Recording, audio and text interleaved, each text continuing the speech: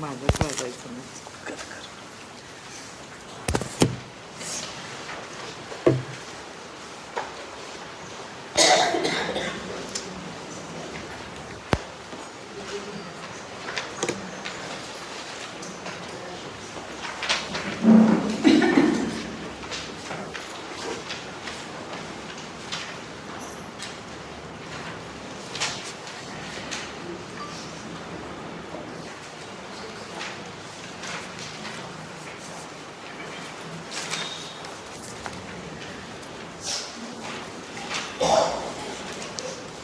या 7व्या अध्यायातल्या जिथे सगळं माया नदीचं वर्णन केलेलं आहे अशा ओव्या आपण पाहत होतो. त्या सगळ्या विवेचनामध्ये आपण कुठपर्यंत आलो होतो आपण?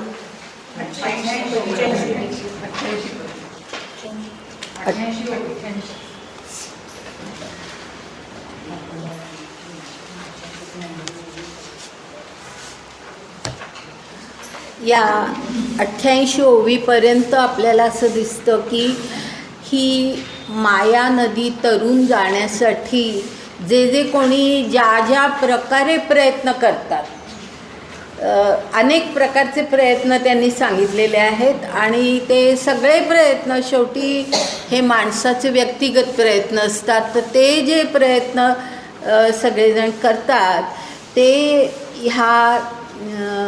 ही माया नदी तरून पुढे जात नाहीत, ते दुसऱ्या काठाला पोचत नाहीत, की ज्या काठाला भगवंत आहे त्या भगवंतापर्यंत ते पोचतच नाही, ते मायेतच अडकतात, तिथेच बुडून जातात, तिथेच त्यांना मरणही येतं. सगळ्या प्रकारचं वर्णन त्यांनी केलेलं आहे. आता त्याच्या पुढे आता 89वा ओवी आपण पाहतोय की एकी यजनक्रियेची पेटी बांधोनी घातली पोटी, ते स्वर्गसुखाचा कपाटी शिरकोनी गेले. म्हणजे यजनक्रिया की यज्ञ करणं, सगळ्या प्रकारचं जे काही यज्ञ ही कल्पनाच अशी आहे की ज्याच्यामध्ये नुसतीच आहुती म्हणून काहीतरी घालायचं नसतं. त्या यज्ञ कल्पनेमध्ये संबंध गीतेतली यज्ञ कल्पनाच अशी आहे की त्यामध्ये आपलं समर्पण असतं. पण या ठिकाणी जो यज्ञ ह्याचा उल्लेख केलेला आहे तो थोडा मर्यादित प्रकारचा अर्थ आहे की पूर्वी ज्याला यज्ञ म्हणत असत, म्हणजे अगदी वेदकाळापासून ज्याला यज्ञ म्हणत असत, की जो यज्ञ हा काहीतरी प्राप्तीसाठी आणि त्या इष्टदेवतेला स्मरून असा तो यज्ञ केला जात असेल, तर म्हणून त्या यज्ञाचा या ठिकाणी उल्लेख केलेला आहे की काही माणसं, एकी ह्याचा अर्थ काही माणसं यजनक्रियेची पेटी बांधोनी घातली पोटी, म्हणजे आता ती माया नदी तरून जायचं आहे तर म्हणून पोटाला बांधली आहे पेटी की त्या आधारे आपण जाऊ, अशा प्रकारे ते प्रयत्न करतात. पण ते शेवटी काय होतं तर फार तर ते स्वर्गसुखाचा कपाटी शिरकोनी गेले. म्हणजे त्यांना फार तर स्वर्ग लाभतो, पण स्वर्ग हे अंतिम उद्दिष्ट नाही आहे. हे लक्षात घ्या की स्वर्गप्राप्ती हे अंतिम उद्दिष्ट होऊच शकत नाही. कारण स्वर्ग ही जी कल्पना आहे त्यामध्ये जरी अगदी खूप ह्या सगळ्या प्रकारांनी प्रयत्न करून जरी आत्मा त्या ठिकाणी पोचला तरी पुन्हा तो काही काळ तिथे असतो, तिथून तो परत या जगामध्ये येतो. ही स्वर्गाची कल्पना आहे. म्हणजे देवांचं स्वर्गातलं अस्तित्व आणि माणसाच्या आत्म्याचं स्वर्गातलं अस्तित्व ह्यामध्ये फरक आहे, लक्षात घ्या. तर त्यामुळे म्हणून त्यांनी असं म्हटलंय की फार तर काय होतं की त्यांना स्वर्गसुख प्राप्त होतं, पण त्या पलीकडे जे काही आहे म्हणजे जी भगवंताची प्राप्ती ज्याला म्हटलेलं आहे ती भगवंताची प्राप्ती काही अशामुळे होत नाही. त्याच्या पुढे एकी म्हणजे पुन्हा काही जण काय करतात, मोक्षी लागावयाची आशा केला कर्मबाह्याचा भरवसा, परी ते पडिले वळसा विधी निषेधाचा. आता या ठिकाणी ह्याही याचा नीट अर्थ लक्षात घ्या की मोक्षाची प्राप्ती व्हावी ह्या आशेने तो जो आशा शब्द आहे त्या ठिकाणी की ती आशा मनात धरून मोक्षाची आपल्याला प्राप्ती व्हावी ह्यासाठी काही माणसं काय करतात तर कर्मबाह्यांचा भरवसा असं म्हटलंय.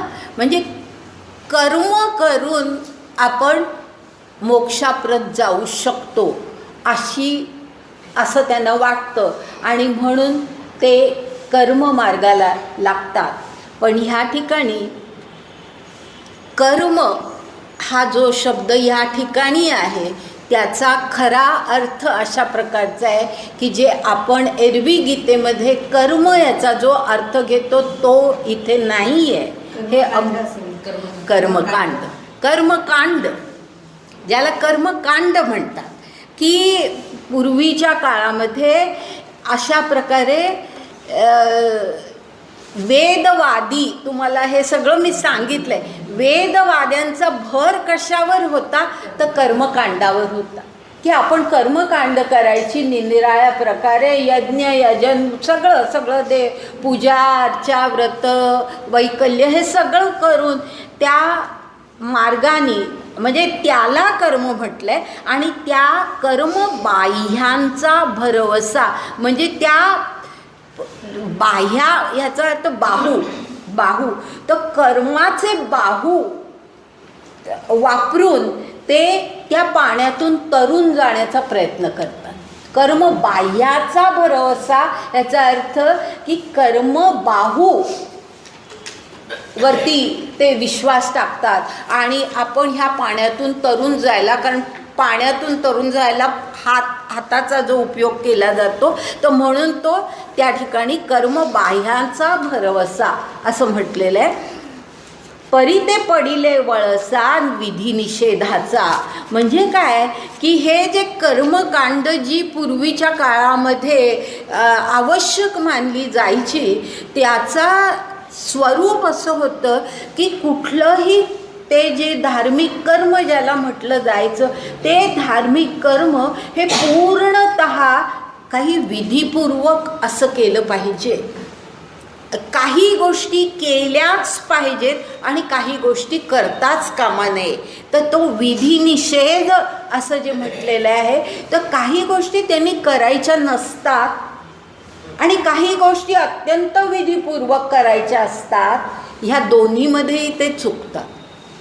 म्हणजे कर्माच्या मार्गाने जाण्याचा म्हणजे कर्मकांडाच्या मार्गाने जाण्याचा प्रयत्न करतात पण या ठिकाणी ते कमी पडतात, अपुरे पडतात आणि त्यामुळे पुन्हा ह्या माया नदीतून ते तरून जाऊ शकत नाही. आता पुढे आणखी एक पुढचा भाग सांगितला आहे वेगळा आणखी. जेथ वैराग्याची नाव न रिगे, ह्या संबंध ह्याच्यामध्ये ओवीमध्ये ना अनेक असे काही शब्द आहेत की ते नीट आपण लक्षात घेतले पाहिजे.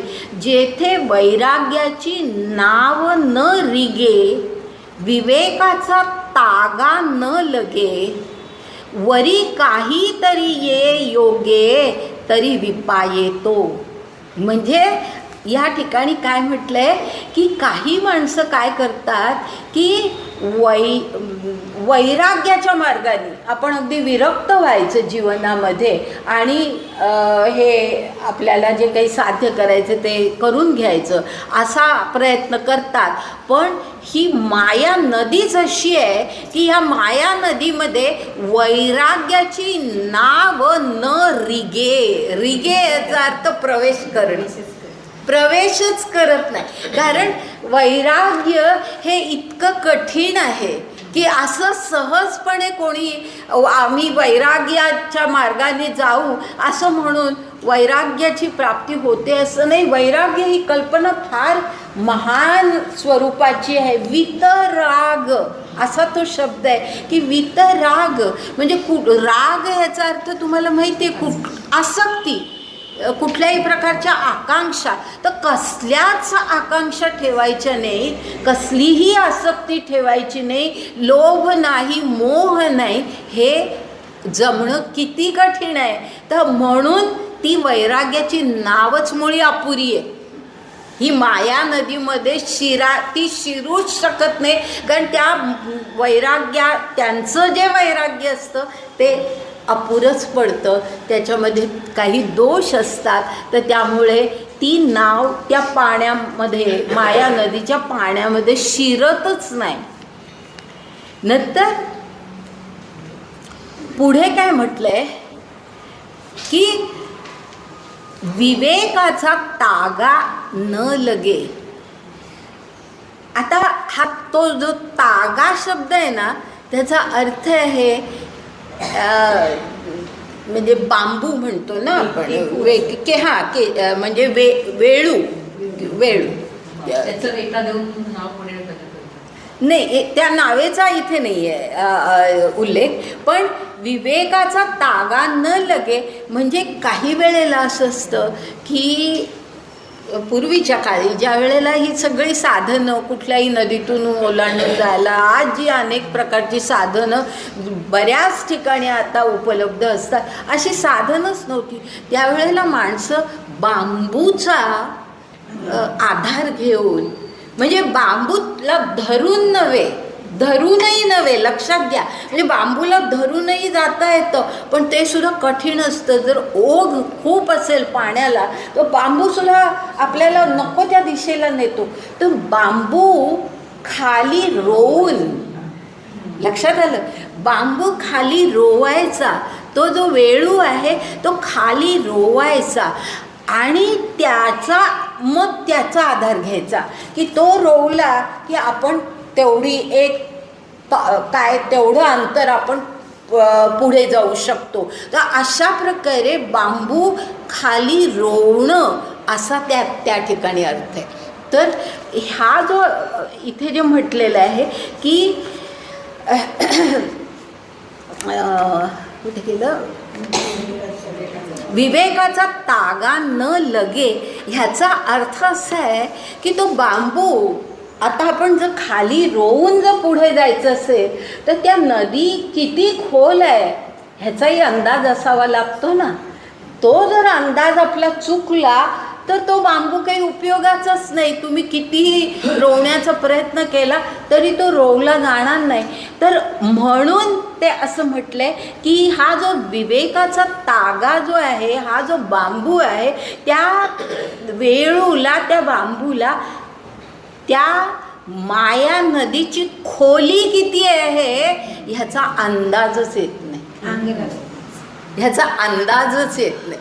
तर तो त्याच्या पलीकडे असतो, म्हणजे त्याच्या अंदाजाच्या पलीकडे ते असतं. आणि त्यामुळे विवेकी माणूससुद्धा, म्हणजे स्वतः विवेक करून माणूस हे करू शकत नाही.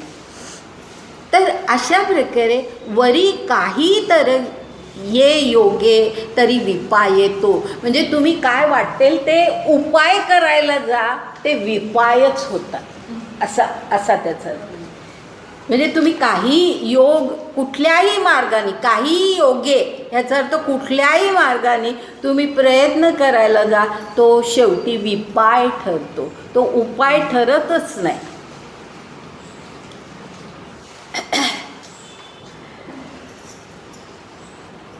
आता पुढे काय म्हटलंय, ऐसे जीवाची ये अंगवणे इये माया नदीचे उतरणे, हे कायसा सारिखे बोलणे म्हणावे पा.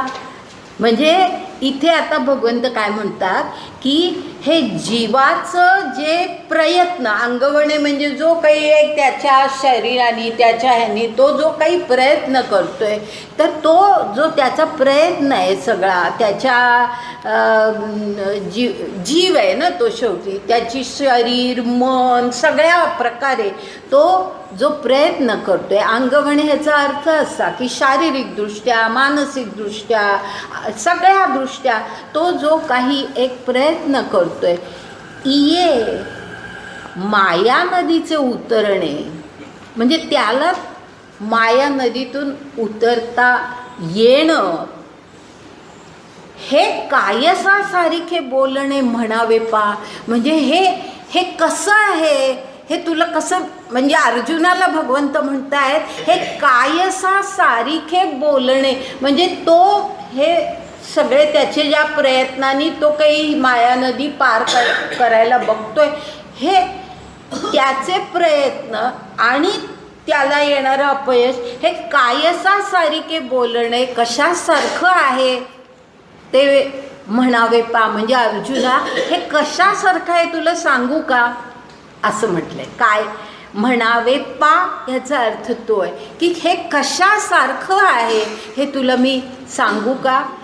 आणि मग ते काय सांगतात की हे किती कठीण आहे हे सांगताना त्यांनी असं म्हटलंय की म्हणजे हे सगळे प्रयत्न यश त्याला मिळेल ह्या प्रयत्नांना ते होईल का प्रत्यक्षात असं सांगताना त्यांनी पुढे कसं म्हटलंय, जरी अपथ्यशिळा व्याधी कळे साधूसी दुर्जनाची बुद्धी का रागी सांडी रिद्धी आली सांती.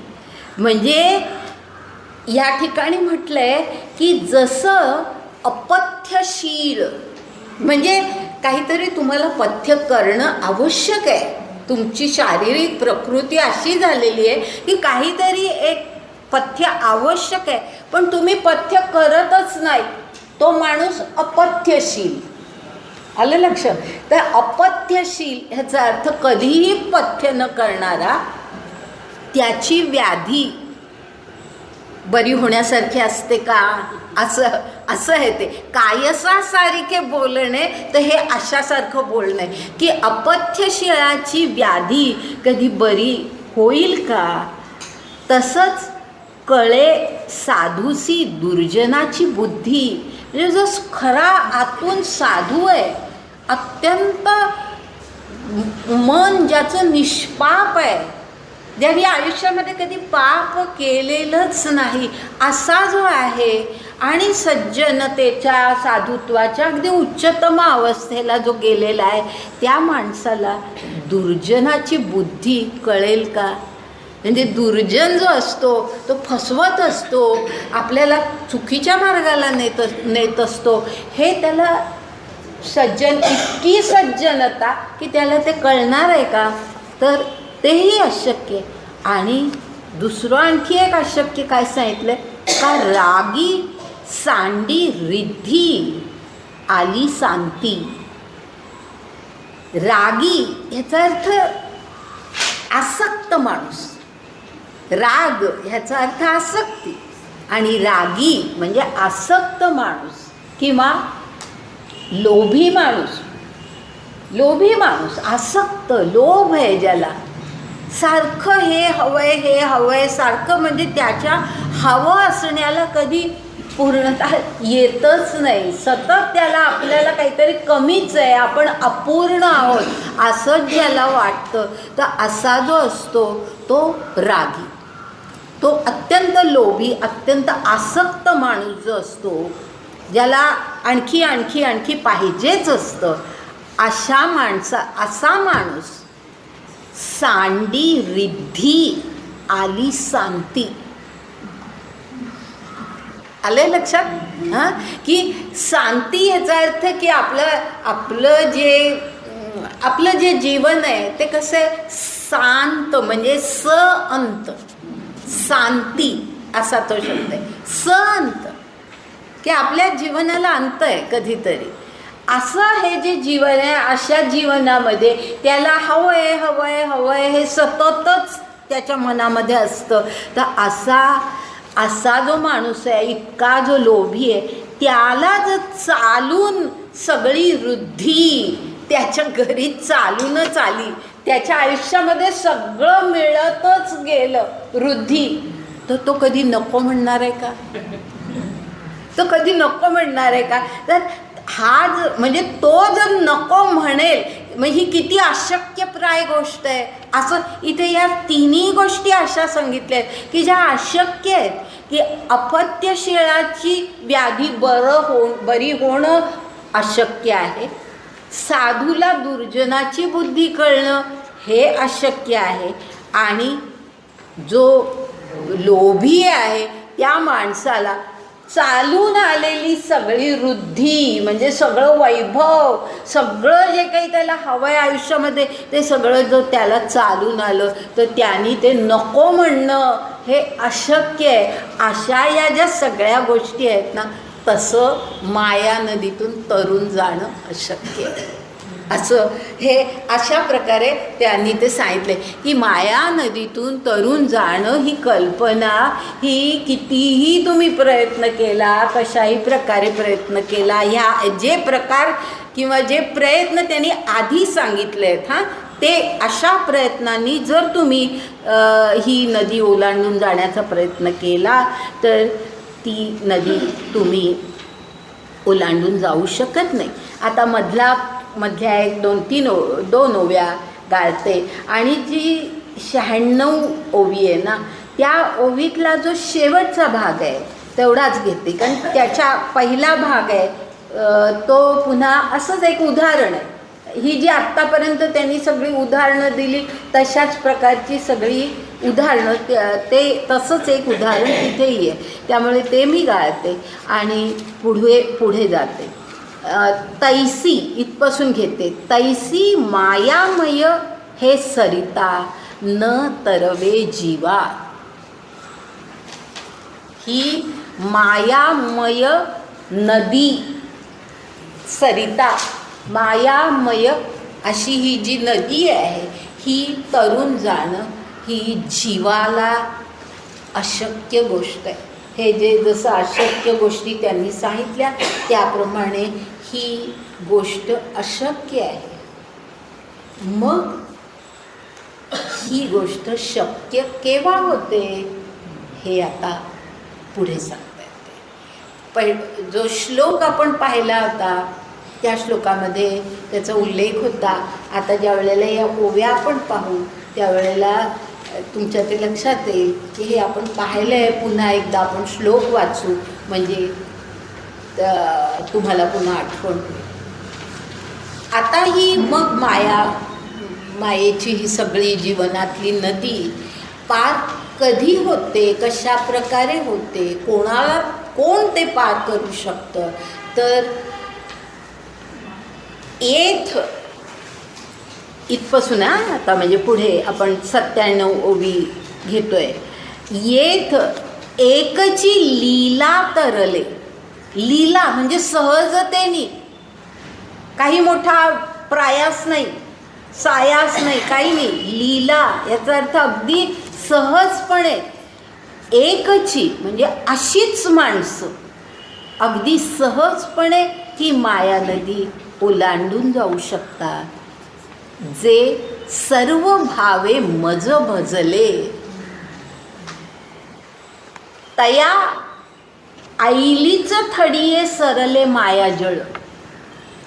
म्हणजे जे मला सर्व भावे हा शब्द खूप सखोल आहे की नुसती पूजा अर्चा करणं, आम्ही रोज पूजा करतो, आम्ही रोज इतका वेळ ह्याच्यामध्ये घालवतो, आम्ही रोज इतकी पारायणं करतो या ग्रंथांची, हे नव्हे. त्यामध्ये जे आहे की सर्व भावे म्हणजे तुमचं सगळं जीवन हे ईश्वराला समर्पित करणं, त्याला सर्व भाव असं म्हणतात. की सर्व भावे म्हणजे मनामध्ये कुठलीही आकांक्षा न ठेवता, कुठलीही स्वतःबद्दलची किंवा इतर कुठल्याही आपल्या आप्तांबद्दलची कुठलीही आकांक्षा न ठेवता सर्व भावे मज भजले, जे मला असं भजतात. आणि भजणं हा शब्द मी मागेही एकदा स्पष्ट केला आहे, पुन्हा करते. जे कोणी त्यावेळेला नसतील किंवा विसरले असतील तर हा शब्द नीट लक्षात घ्या. भजणं ह्याचा अर्थ भजन करणं नव्हे, कारण तो जो अर्थ घेतला जातो तर भजणं ह्याचा अर्थ आत्यंतिक प्रेम करणे, आत्यंतिक प्रेम, अनन्य प्रेम, आत्यंतिक प्रेम जे ईश्वरावर करतात. सर्व भावे मज भजले, सर्व भावानी जे मला भजतात, माझ्यावरती पूर्णतः प्रेम करतात. तया, पुढचे सुद्धा शब्द फार सुंदर आहेत. ऐलीच थडिये सरले मायाजळ. लक्षात आलं तुमच्या की ऐलीचं थडिये, थड ह्याचा अर्थ काठ. ऐलीचं थडिये सरिले मायाजळ म्हणजे त्यांना ते माया नदी ओलांडण्याची आता गरजच नाही, कारण ती माया नदीचं जळ संपलं, ह्या काठावरच संपलं. ह्या काठावर ते आहे, तिकडच्या काठावर भगवंत आहे, मध्ये माया नदी आहे. ते सगळं जळ ह्या ते आहेत तिथेच सगळं संपून गेलं. फारच सुंदर कल्पना आहे की ऐलीचं थडिये सरले मायाजळ. तर असे आता त्याच्या आधीचा जो श्लोक आपण पाहिला होता त्याचा मी फक्त तो श्लोक मी वाचते आणि त्याच्यामध्ये हा भाव कसा आलेला आहे. मामेव ये प्रपद्यन्ते मायामेतां तरन्ति ते, असा श्लोक होता. आठवतं ना, 14वा श्लोक होता की जे प्रपद्यन्ते म्हणजे जे मला भजतात, जे माझ्यावर प्रेम करतात, असे त्याचा अर्थ तो आहे जे फक्त. आणि मामेव हा शब्दही महत्त्वाचा आहे, लक्षात घ्या. मामेव म्हणजे फक्त मला, माम एव ते झालं, पण ते फक्त मला हा जो त्याच्यातला फक्त शब्द आहे ना, तो एव शब्द जास्ती महत्त्वाचा आहे. एव शब्द जास्ती महत्त्वाचा आहे. ह्याचं कारण असं की आपल्याकडे नाहीतर ज्यांना आपण धार्मिक वृत्तीचे म्हणतो त्यांच्या रीती रिवाज कसे असतात बघा, की आज ह्या देवाला नवस केला नाही, त्या देवानी काय पाहिजे ते नाही आपल्याला दिलं, सोडला, मग काही उपयोग नाही ह्याचा. मग आणि दुसरा कुठला तरी देव, किंवा हा उपवास केला ते त्यांनी नाही झालं, मग आणखीन काहीतरी कोणीतरी हे उपवास कर म्हणून सांगितले, ते उपवास केले.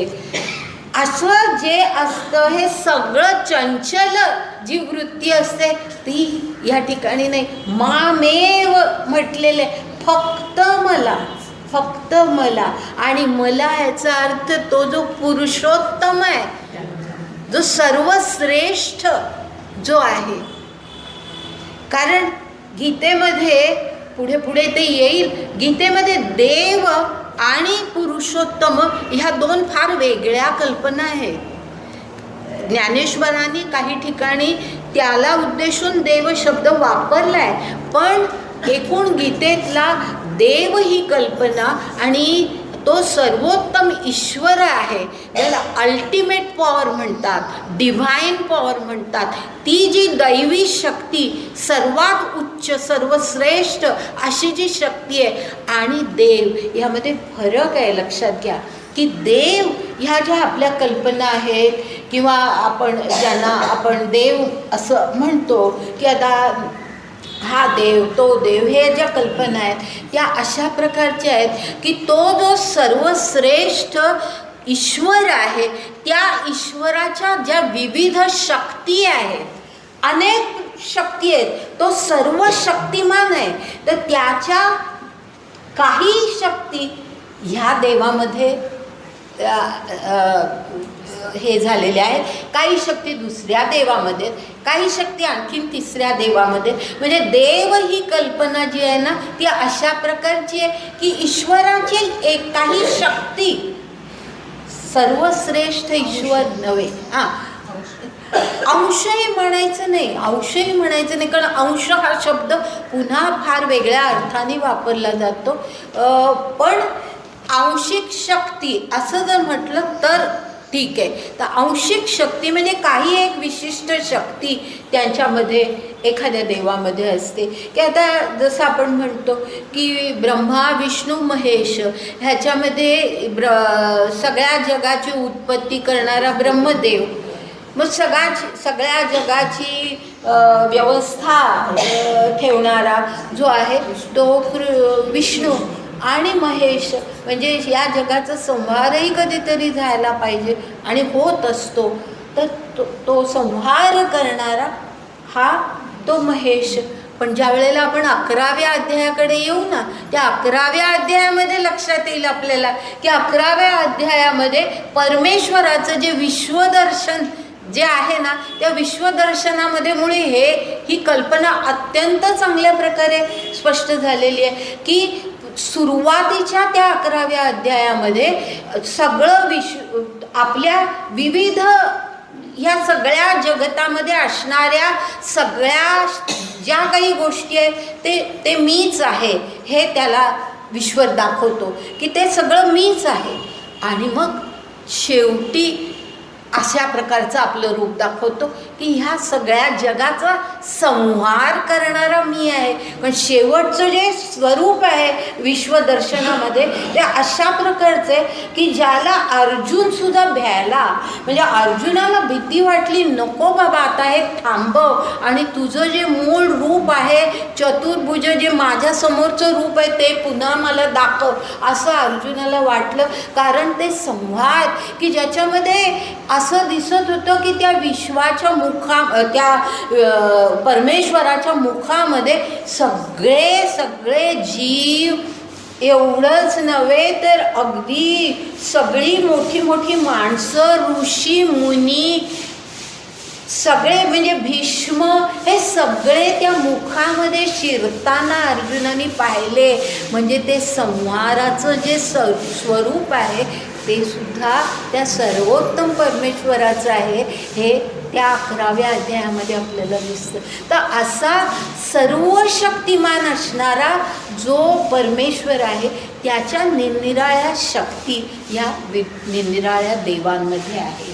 तर आपण ह्या एखाद्या विशिष्ट देवतेला भजतो ह्याचा अर्थ की फक्त त्या शक्तीला भजतो. पण म्हणून पुढे पुढे आपण येणार आहे कुठेतरी की पुढे एके ठिकाणी असं म्हटलं आहे भगवंतानी की तू जे देवांना म्हणजे ही लोक ज्या देवांना भजतात, ह्याच मला वाटतं अध्यायामध्ये आहे किंवा पुढच्या असेल की ज्या देवांना ते भजतात ते शेवटी त्यांच्या ज्या इच्छा पूर्ण होतात तो इच्छा पूर्ण करणारा मीच आहे, कारण त्या सर्वांच्या मागे मीच आहे अशी कल्पना आहे. तर अशा प्रकारे ही जी कल्पना आहे ती आपण नीट लक्षात घेतली पाहिजे की हे सर्व भावे मज भजले असं म्हणताना असं आहे. आणि सर्व भावे मज भजले तया ऐलीच थडिये सरले मायाजळ.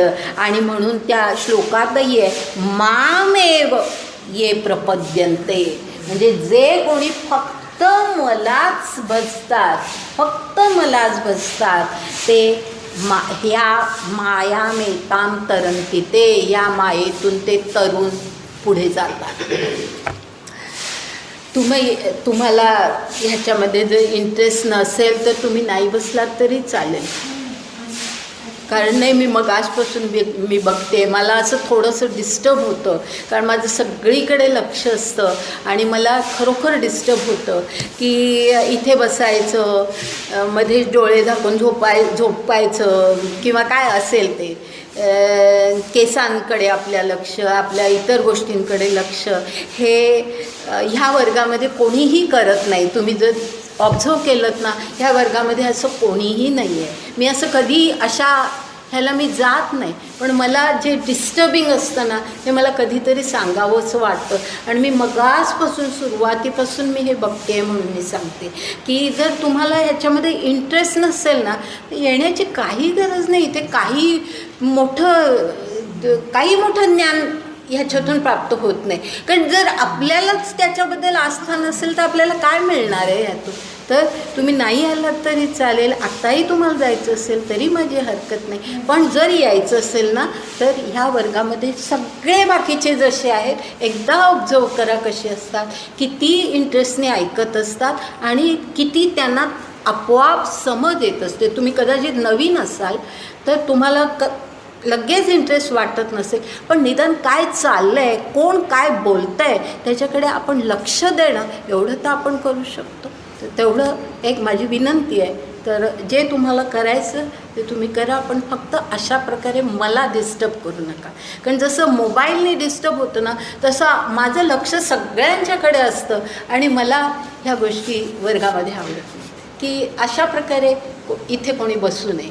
इथे कुठलंही कंपल्शन नाही आहे. ह्या वर्गामध्ये खूप माणसं आली पाहिजेत अशी माझी मुळीच इच्छा नाही आहे. या वर्गामध्ये 4 माणसं आली तरी जे आस्थेने येतील ना त्यांना मी अतिशय प्रेमाने मला जे काही सांगता येईल ते मी सगळं सांगण्याचा प्रयत्न करेन. पण ज्यांना याच्याबद्दल इंटरेस्ट नाही, आस्था नाही, त्यांनी प्लीज या वर्गामध्ये येऊ नये. आणि म्हणजे मला रागवण्याची ही वेळ कधी येत नाही, पण आली आहे. सॉरी, म्हणजे मला जर काय तुमचं काही इन्सल्ट तुम्हाला वाटत असेल तर मी सॉरी म्हणते, पण मला फक्त या वर्गाची शिस्त ठेवायची आणि म्हणून मी हे सांगते. तर अशा प्रकारे आपण तो श्लोकही पाहिलेला आहे आणि आता आपण ह्या ठिकाणी आलो आहे की ह्या ठिकाणी फार सुंदर शब्द वापरले, ऐलीचं थडिये सरले मायाजळ. म्हणजे इथेच आता हे मायाजळ राहिलंच नाही, माया नदी तरून जायचा वेळच आता राहिलेला नाही. इथेच आता तो जो पलीकडच्या काठावरचा भगवंत आहे तो या ठिकाणीच आता त्यांना भेटणार आहे, असा उल्लेख आहे. आता त्यानंतर पुढे आपण जातो आहे आणि जरा मधल्या 1-2 ओव्या गाळून मी पुढे जाते. 100वी ओवी बघा, 100वी.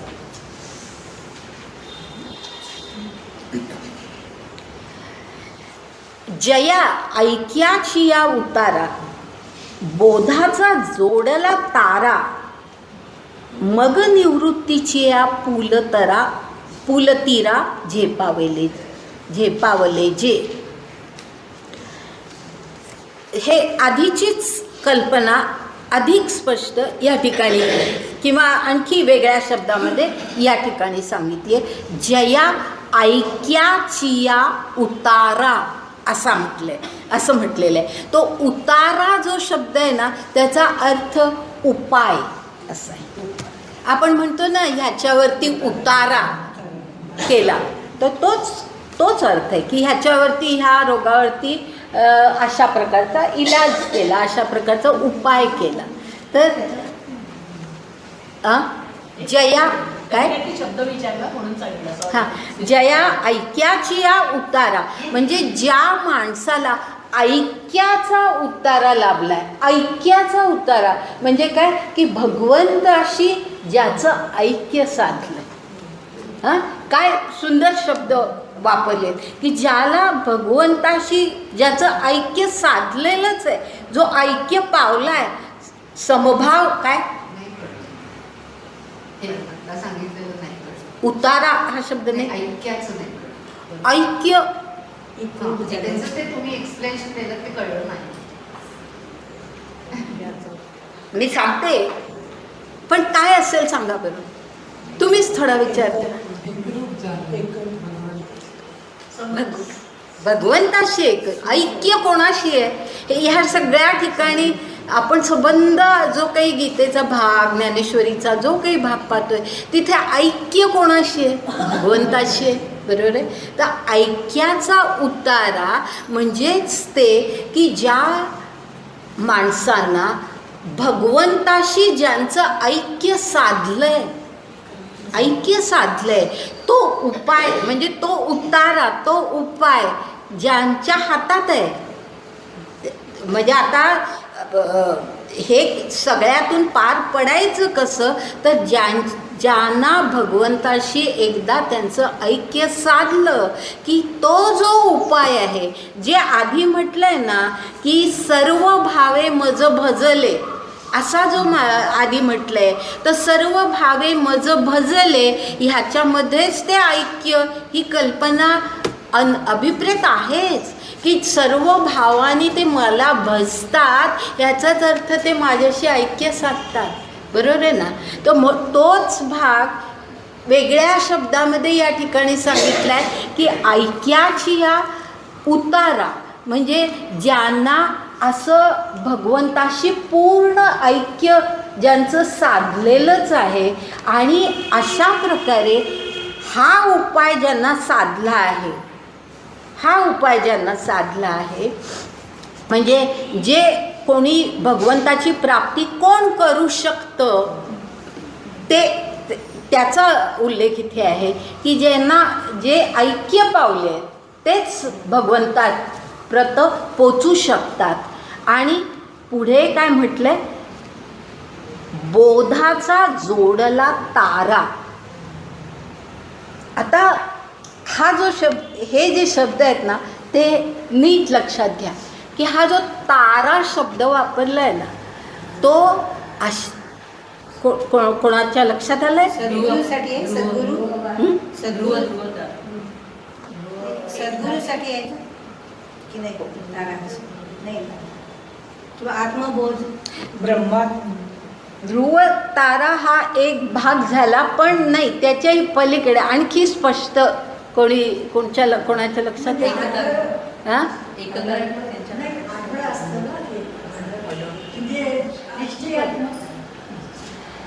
नाही परमात्मेशिवाय दुसरं काहीच नाही. नाही ऐका, हा जो तारा शब्द वापरलाय ना ह्याचा अर्थ असा आहे की आता हे सगळं आत्तापर्यंत त्यांनी माया नदीचं वर्णन केलं आहे ना. आता माया नदी ही जी कल्पना आहे ती अजूनही ह्या आत्तापर्यंत अस्तित्वामध्ये आहे या सगळ्या ओव्यांमध्ये. आता काही पूर्वीच्या काळी ज्या वेळेला माणसं पाण्यातून प्रवास करत असत, पाण्यातून ज्या वेळेला प्रवास करत असत त्यावेळेला त्यांना दिशा कशी कळत असे, तर ती दिशा ताऱ्यामुळे कळत असे की हा तारा ह्या दिशेला असतो.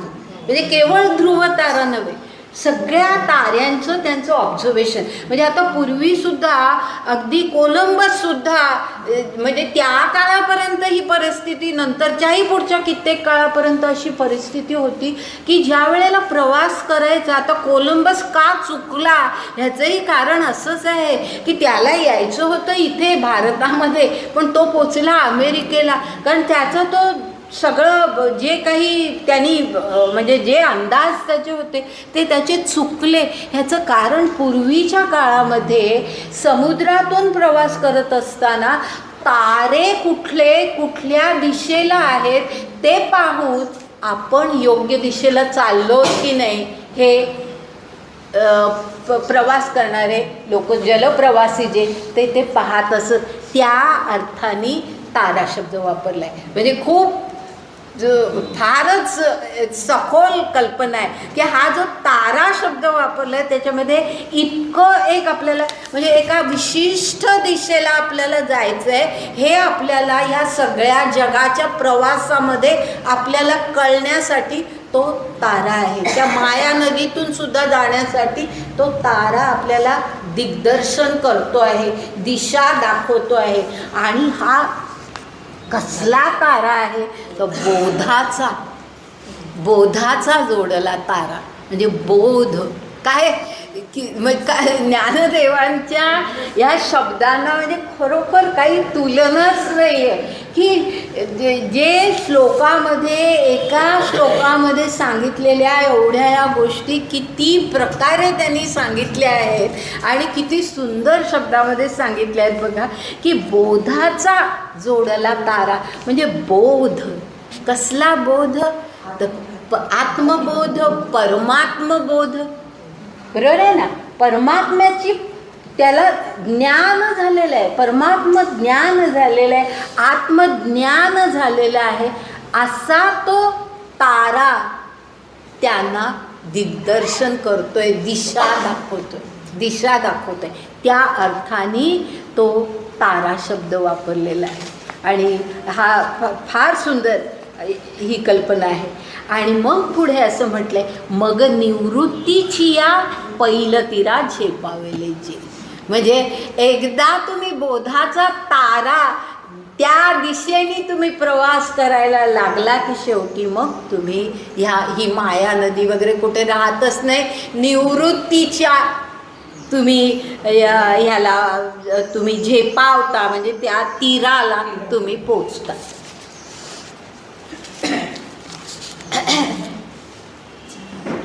ते पुढे जाते हा. ते उपरतीचा वावी सेलत, सोहम भावाचेनी थावे पैलत, मग निघाले अनकळित निवृत्त तटी.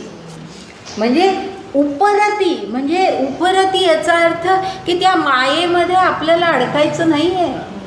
उपरती झाली आहे, त्यांना बोध झालेला आहे, पूर्ण ज्ञानबोध झालेला आहे त्यांना, आत्मबोध, परमात्मबोध, सगळा बोध त्यांना झालेला आहे.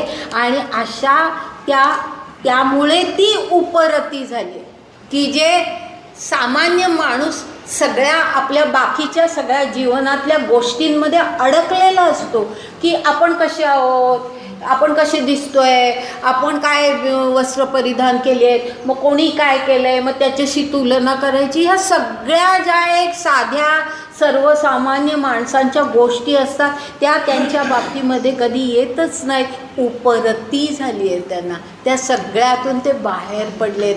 त्यांना जाणवलं आहे की हे आपल्यासाठी नाही, यातून आपण बाहेर पडायचं आहे, हे त्यांना जाणवलेलं आहे. तर ते उपरतीचा वावी सेलत. वावी सेलत ह्याचा अर्थ उपरतीच्या बाहूंचा उपयोग करून ते त्या पाण्यातून तरतात. वावी सेलत म्हणजे त्यांना कशाचा आश्रय आहे, त्या उपरतीचा आश्रय. वावी सेलत म्हणजे त्या हातांनी ते पाणी तोडत पुढे जातात. बाहू त्यांचे जे आहेत ते कशाचे आहेत, त्या उपरतीचे बाहू आहेत. आणि त्या बाहूंनी ते पाणी तोडत ते पुढे जाऊ शकतात. म्हणजे उपरती ज्यांना झाली आहे. आणि मग सोहम भावाचेनी थावे पेलत म्हणजे सोहम भावाच्या बळावरती. थाव ह्याचा अर्थ बळ. सोहम भावाच्या बळावरती. आता सोहम भाव म्हणजे काय आपल्याला माहिती आहे, हा शब्द येऊन गेलेला आहे. हा, सहा अहम, तेच ऐक्य आलं ना लक्षात. मगाशी जे ऐक्य जे होतं ना तेच सोहम भाव, की ते मीच आहे, तो परमेश्वर मीच आहे. सहा अहम सोहम भावाचे नि थावे म्हणजे त्या बळाने ते सगळं ते पाणी सुलभतेने पुढे त्या पाण्यातून ते पुढे जातात. आणि मग निघाले अनकळित निवृत्त तटी म्हणजे त्यांना कळत पण नाही, अनकळित इतकं सहजपणे. मागचे सगळं जर भाग पाहिला तर किती प्रयत्न सांगितले आणि ह्या ठिकाणी अनकळित शब्द वापरून किती सुलभ आहे. म्हणजे एकदा का तुम्हाला सोहम भाव प्राप्त झाला, एकदा का त्या भगवंताशी ऐक्य प्राप्त झालं की त्या ऐक्याच्या भावाने, त्या सोहम भावाने तुम्ही त्या बळावरती अनकळितपणे म्हणजे तुम्हाला कळत सुद्धा नाही, तुम्ही निवृत्तीच्या तटावरती जाता. येणे उपाये मज बजले ते हे माझी माया तरले. माझी माया म्हटलंय हा, सुरुवातीपासून मी सांगितले की ही माया सुद्धा माझीच आहे आणि म्हणून ती दुरत्यया आहे. हे मी सांगितले की ती त्याच्यातून पार पडणं कठीण आहे, कारण ती माया सुद्धा मीच निर्माण केली आहे. ह्या विश्वातलं सगळं मुळे मीच निर्माण केलेलं आहे. तर त्यामुळे ही माया सुद्धा माझीच आहे. त्या मायेचं बळ खूप आहे, पण ती माया सुद्धा ते तरले, ते तरुण पुढे गेले. परी ऐसे भक्त विपाईले, बहुवच नाही. विपाईले म्हणजे फार मोजके, थोडके. विपाईले म्हणजे थोडके, मोजके असे जे भक्त असतात की जे इतके सोहम भाव ज्यांनी पूर्ण त्यांच्या आतमध्ये शिरलेला असतो, ज्यांचं भगवंताशी पूर्ण ऐक्य साधलेलं असतं आणि मग ते माझ्याकडे यायला निघतात. असे जे माझे भक्त असतात ते विपाईले म्हणजे फार थोडे आहेत, मोजके आहे, बहुवस नाही, फार नाही आहेत. जगामध्ये अशी फार माणसं नसतात, कारण सर्वसामान्य माणसं ही सगळी ह्या जगातल्या सगळ्या अपरा प्रकृतीमध्ये, सगळ्या या मायेमध्ये गुंतलेले असतात. तर असे फार थोडके, बहुवस नाही, फार थोडकी माणसं अशी असतात. आता हे सगळं माया नदीचं वर्णन आणि त्याच्यातून कसं पार पडलं जातं वगैरे हे सगळं, हा सगळा भाग आपण पाहिला. आता त्याच्यानंतर पुढे 15 आणि 16 असे 2 श्लोक आणि त्यावरच्या ओव्या एकत्र आहेत. 15 आणि 16 श्लोकांवरच्या ओव्या एकत्र आहेत. तर त्यामुळे मी आधी 15वा श्लोक वाचते, म्हणजे सगळा जरी श्लोक नाही वाचला तरी त्याच्यातले खूप महत्त्वाचे काही शब्द आहेत ते मी समजावून सांगते आणि ते सांगून ह्या ओव्या ज्या आहेत त्या ओव्यांमधल्या कुठपर्यंत 15व्या श्लोकाचा उल्लेख आहे आणि त्याच्या पुढे 16व्या श्लोकाचा कुठपासून उल्लेख आहे हे मी स्पष्ट करते. तुम्हाला खुणा करायच्या असतील तर त्या प्रकारे करा. आता 15वा श्लोक वाचते मी आधी. न माम दुष्कृतिनो मूढाः प्रपद्यन्ते नराधमः. हे आधी मी समजावून सांगते की ते या ठिकाणी काय म्हणतायत ह्या श्लोकामध्ये की माझ्यापर्यंत कोणी पोचू शकत नाही. लक्षात आलं? म्हणजे आतापर्यंत ते कोण, आधी त्यांनी उल्लेख केला की जे माझा पूर्ण भजतात ते माझ्यापर्यंत पोचतात असा उल्लेख करून पुन्हा हा उल्लेख केलेला आहे आणि त्याच्यामध्ये काही वैशिष्ट्य आहे. ते कसं आहे पहा की कोण माझ्यापर्यंत येऊ शकत नाही, माझ्यापर्यंत पोचू शकत नाही, कोणाला माझी प्राप्ती होऊ शकत नाही हे ते सांगतात. आणि त्यामुळे त्यांनी असं म्हटलंय म्हणजे त्याच्यामध्ये एक शब्द आहे दुष्कृतीना. दुष्कृतीना असा शब्द आहे की दुष्कृती ह्याचा अर्थ वाईट काहीतरी वर्तन करणारे, चुकीचं वर्तन करणारे, वाईट वर्तन, असभ्य वर्तन, अयोग्य वर्तन, ज्या ठिकाणी ज्या प्रकारे आपण वागलं पाहिजे त्यापेक्षा वेगळ्या प्रकारचं वर्तन, हे सगळं दुष्कृतीना याच्यामध्ये येतं. तर दुष्कृतीनं असे काही असतात, म्हणजे काही चुकीच्या कृती, वाईट कृती करणारे असे काही असतात. ते कसे असतात तर ते मूढा असं म्हटलंय. तर त्याचा अर्थ असा घेता येतो की ते मूढ आहेत. मूढ याचा अर्थ मूर्ख म्हणजे अज्ञानी, अज्ञानी असा त्याचा अर्थ. ज्यांना ज्ञान नाही आहे, ज्ञानच नाही, ज्ञान घेण्याचा प्रयत्नच केलेला नाही आहे ज्यांनी, तर असे जे आहेत ते मूढ, मूर्ख आणि त्या अज्ञानामुळे ते दुष्कृती करतात. लक्षात आलं? म्हणजे असा अर्थ येतो की दुष्कृती ना, असं म्हणून मूढा असं जे म्हटलेलं आहे त्याचा अर्थ असा आहे की ते दुष्कृती आहेत, पण ते कशामुळे आहेत? त्यांच्या अज्ञानामुळे. त्यांना ज्ञान झालेलंच नाही आहे, आत्म्याचंही नाही आणि ईश्वराचंही नाही, विश्वाचंही नाही, कशाचंच ज्ञान झालेलं नाही. असे जे अज्ञानामुळे दुष्कृती करणारे जे आहेत ते न माम प्रपद्यन्ते, म्हणजे ते मला भजतच नाही, ते मला भजतच नाही. म्हणजे ह्या संबंध श्लोकामध्ये ना दुष्कृती असणाऱ्या माणसांचंच वर्णन आहे. जे दुष्कृती आहेत, जे दुष्कृत्य करणारी माणसं आहेत त्यांचंच वर्णन आहे. पण अशी जी दुष्कृती माणसं आहेत त्यापैकी काही अशी की ते मूढ आहेत, अज्ञानी आहेत, म्हणून ते दुष्कृती करतात, ते मला भजत नाही, ते माझ्यापर्यंत पोचू शकत नाही. आता पुढे त्यांनी काय म्हटलं की नराधमहा असा आणखी एक शब्द आहे. नराधमहा म्हणजे नर, मानवामधले अधम, मानवामधले अधम, नराधम. आता हा नराधम कोणाला म्हटलेला आहे? तर पहिलं जे त्यांनी सांगितलं की अज्ञानामुळे दुष्कृती करणारे. आता नराधम कोण असतात? की जे अज्ञानालाच ज्ञान म्हणतात,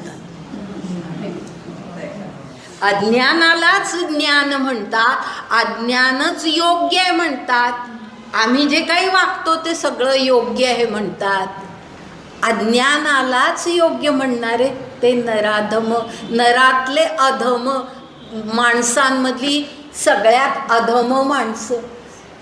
अज्ञानाने दुष्कृती करणं हा भाग वेगळा, आणि अज्ञानालाच ज्ञान म्हणणं हे आणखी खालची पायरी, नराधम, आणि म्हणून ते दुष्कृती. आणि मग पुढे म्हटलेलं आहे की माया म्हणजे मायया अपहृत ज्ञान, असं जे म्हटलेलं आहे त्याचा अर्थ असा की मायेमुळे, मायया म्हणजे मायेमुळे, मायया म्हणजे मायेमुळे, अपहृत ज्ञान म्हणजे जे मायेमुळे, म्हणजे माया ह्याचा अर्थ आता तुम्हाला माहिती आहे, तर मायेमुळे जे विवेक बुद्धी सोडूनच देतात, त्यांच्यातला विवेकच नष्ट होतो. मायेमध्ये ते इतके गुंतलेले असतात की त्यांचा विवेक नष्टच होऊन जातो, त्यांचं ज्ञान त्यांच्यापर्यंत पोचूच शकत नाही. म्हणजे आधी कसे अज्ञानाला ज्ञान म्हणणारे, आता हे पुढे असं की मायेमुळे त्यांना ज्ञान त्यांच्यापर्यंत पोचूच शकत नाही असे, आणि त्यामुळे ते पुन्हा दुष्कृती. आणि मग पुढे आणखीन एक उल्लेख केला आहे, आसुरम भावम आश्रितो, म्हणजे आसुर भावाचा, आसुर म्हणजे राक्षसी वृत्ती, राक्षसी वृत्ती, आसुर भावाचा, राक्षसी भावाचा आश्रय करणारे, आणि म्हणून दुष्कृत, म्हणून दुष्कृत, कारण त्यांच्या हातून राक्षसी वृत्तीच त्यांच्यामध्ये आहे, मग ते दुष्कृत्य करतातच, कारण तशीच वृत्ती त्यांची आहे. तर असे आसुर भाव ज्यांचा असतो ते सुद्धा दुष्कृत असतात. अशी जे सगळे आहे, आता त्याच्यामध्ये 4 गोष्टी सांगितलं की अज्ञानामुळे हे करणारे, दुष्कृत्य करणारे, दुसरे म्हणजे अज्ञानालाच योग्य म्हणणारे, त्यालाच ज्ञान म्हणणारे, म्हणजे ते नराधम. त्यानंतर मायेमुळे ज्यांनी विवेक, ज्यांचा भ्रष्ट झाला आहे, ज्यांचा विवेक सुटला आहे ती माणसं, आणि त्यानंतर आसुरी वृत्तीचा आश्रय जे करतात असे जे सगळे आहेत ते न माम प्रपद्यन्ते, ते मला भजत नाही, ते माझ्यापर्यंत पोचूच शकत नाही, ते माझ्यापर्यंत पोचूच शकत नाही.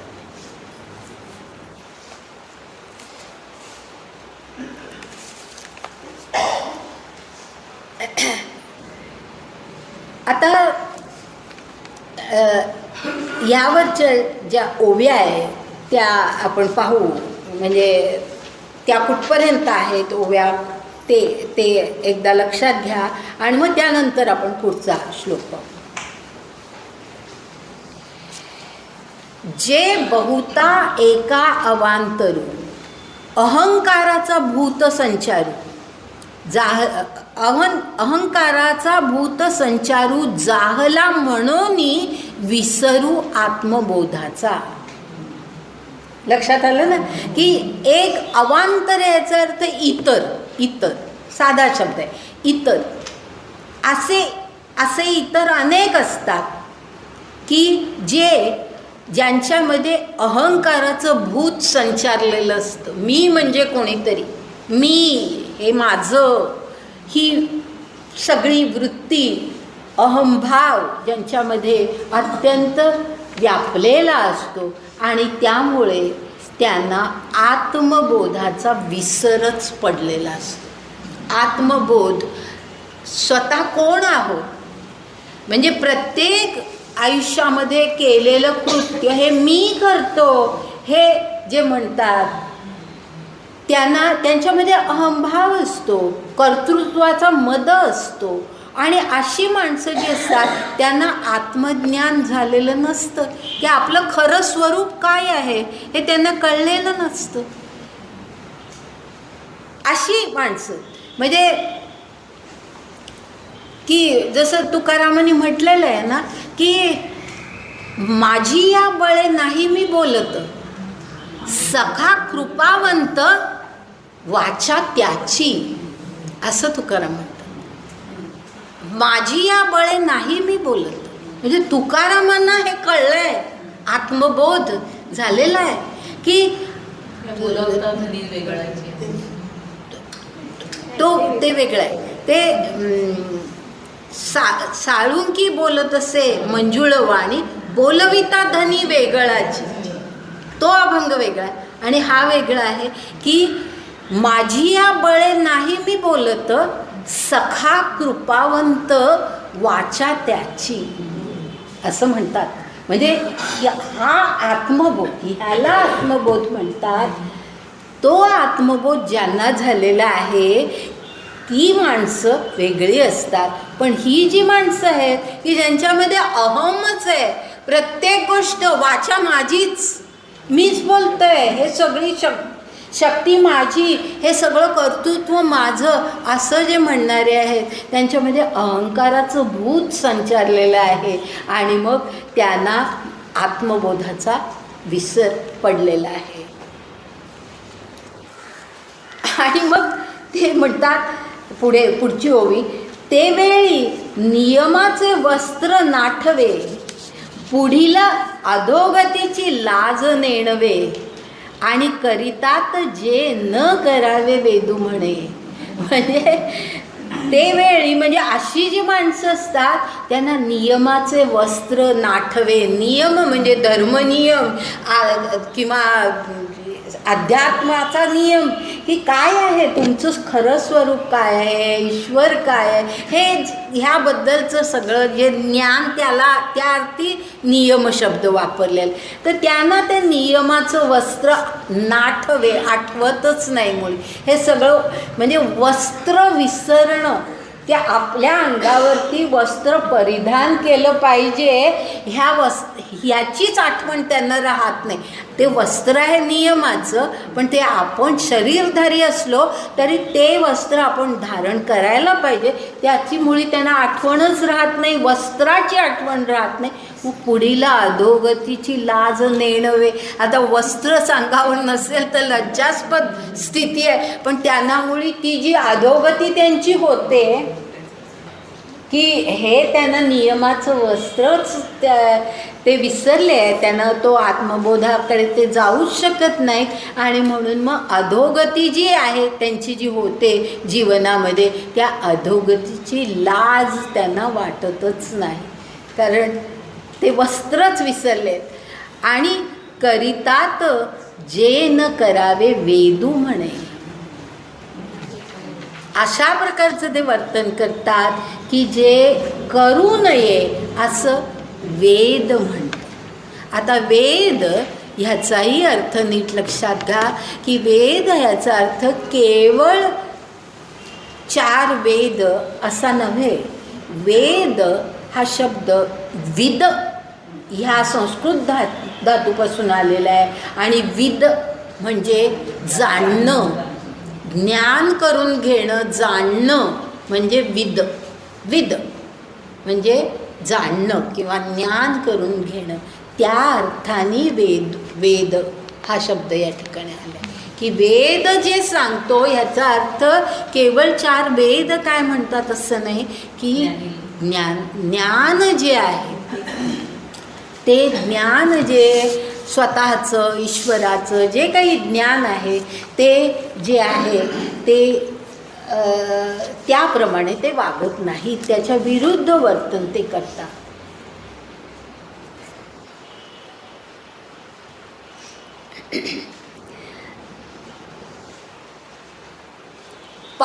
पुढचंही छान हे आहे.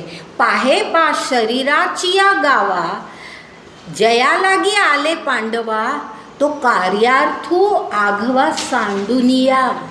म्हणजे या शरीरामध्ये, शरीराच्या गावामध्ये म्हणजे या मनुष्य देहामध्ये ते ज्याच्यासाठी आले, त्यांचा आत्मा ज्याच्यासाठी आलेला आहे, की आत्मा कशासाठी शरीर धारण करतो, तर त्यामागची कल्पना अशी आहे की आत्म्याची युगानयुग चाललेली ही वाटचाल असते. आत्मा एका जन्मातून दुसऱ्या जन्मामध्ये जातो. तर अशी ही जी सगळी युगानयुग चाललेली वाटचाल आहे, अनेक योनीतून पार पडून तो पुढे आलेला आहे, म्हणजे तो विकास पावला आहे आणि विकास पाहून त्याला नंतर मानवी शरीर धारण झालेलं आहे, त्यांनी केलेला आहे. म्हणजे आत्म्याचा तो विकास आहे, मानवी शरीर त्याला मिळालं आहे, हा सुद्धा आत्म्याचा विकास आहे. आणि ते मानवी शरीर त्याला कशासाठी मिळालं आहे आत्म्याला, तर याच्या पुढे आणखीन आत्मविकास व्हावा म्हणून मिळालेलं आहे. म्हणून मिळालेलं आहे की आता मानवी शरीर मिळाल्यानंतर सगळ्या ह्या जगातल्या सगळ्या मोहांमध्ये आणि लोभांमध्ये ते सगळं शरीर, आपलं सगळं जीवन आपण संपवून टाकायचं, याच्यासाठी ते शरीर नाही आहे. तर ते शरीराची या गावा जया लागी आले पांडवा, म्हणजे ज्या कारणासाठी ते या शरीरामध्ये आलेले आहेत, म्हणजे त्यांचा आत्मा या शरीरामध्ये आलेला आहे, तो कार्यार्थू आघवा सांडुनिया. म्हणजे ते जे कार्य त्यांना करायचं आहे, आत्मविकासाचं कार्य जे त्यांना करायचं आहे, ते पूर्ण त्यांनी सोडून टाकलं, विसरच पडलाय. ते सगळे ह्या जगातल्या सगळ्या मोहांमध्ये गुंतलेले आहेत.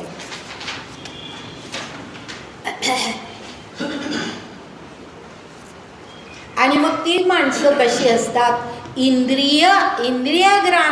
ग्रामीचा राजबिंदी, अहम्मतेची अजल्पवादी, विकारांतरांची मांदी मेळविताती.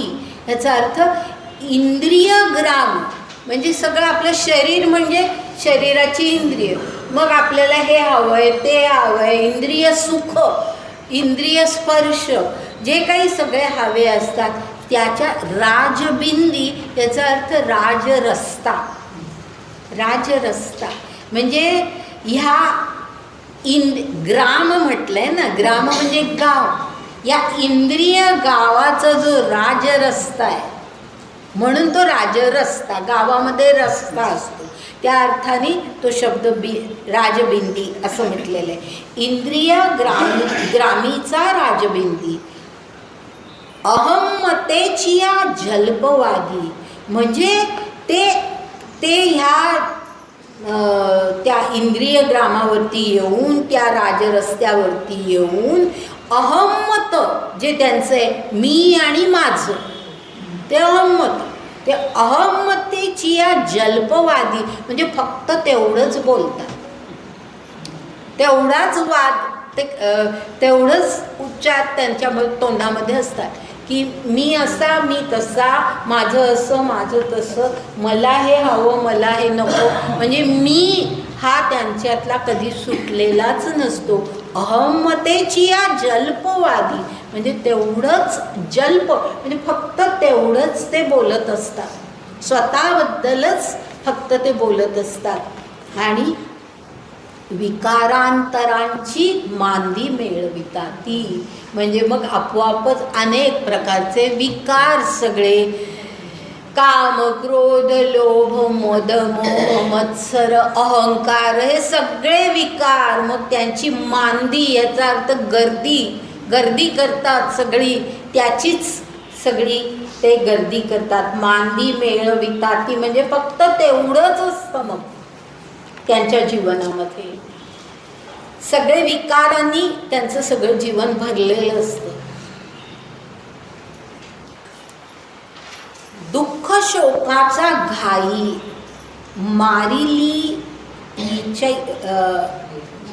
मारिलीची सेची नाही, हे सांगावया कारण काही जे ग्रासिले माया.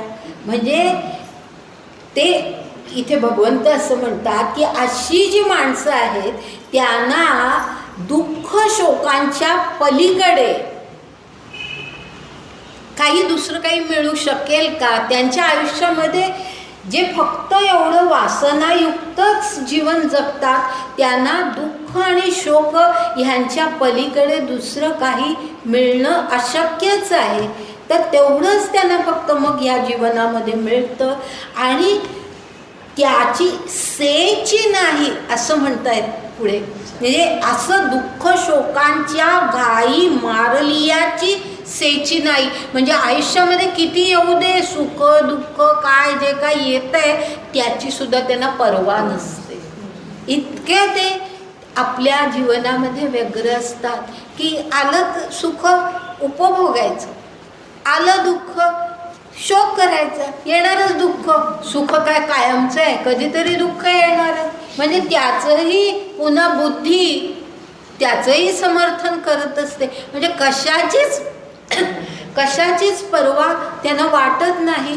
तर सेची नाही याचा अर्थ पर्वाच नाही, त्याच्याबद्दल ते विचारच करत नाहीत. हे सांगावया कारण काही जे ग्रासिले माया. म्हणजे हे आता मी आणखी काय सांगू, आणखी पुन्हा याचं मी काय आता वर्णन करू की जे असे मायेनी ग्रासलेले आहेत त्यांच्या जीवनामध्ये ह्याच्या पलीकडे काय असणार आहे, ह्याचं मी आता आणखीन काय वर्णन करू असं इथे म्हटलं आहे. कारण काही हे सांगावया कारण काही, म्हणजे हे पुन्हा पुन्हा पुन्हा मी आणखीन काय सांगू तुला अर्जुना असं म्हटलेलं आहे की अशी जी माणसं मायेनी ग्रासलेली आहेत त्यांचं जीवन हे असंच असतं. आणि म्हणून ते माते चुकले, म्हणून ते माते चुकले, म्हणजे माझी प्राप्ती त्यांना होऊ शकत नाही. हे इथपर्यंत जे आहे ना ते 15व्या श्लोकावरती आधारित आहे. आता आज मी इथे थांबते, मलाही ना थोडं दमायला व्हायला लागलं तर मी आज इथे थांबते. पुढचा जो 16वा श्लोक मला आठवण करा पुढे जेव्हा आपण येऊ तेव्हा, आणि कोणीतरी कुठेतरी लिहून ठेवा मी विसरले तर, की ह्या ठिकाणी हा जो 15वा श्लोक आहे या 15व्या श्लोकामध्ये दुष्कृती म्हणजे दुष्कृत्य करणाऱ्यांचं वर्णन आणि 16वा जो श्लोक आहे त्यामध्ये सुकृती सद्वर्तन करणाऱ्या लोकांचं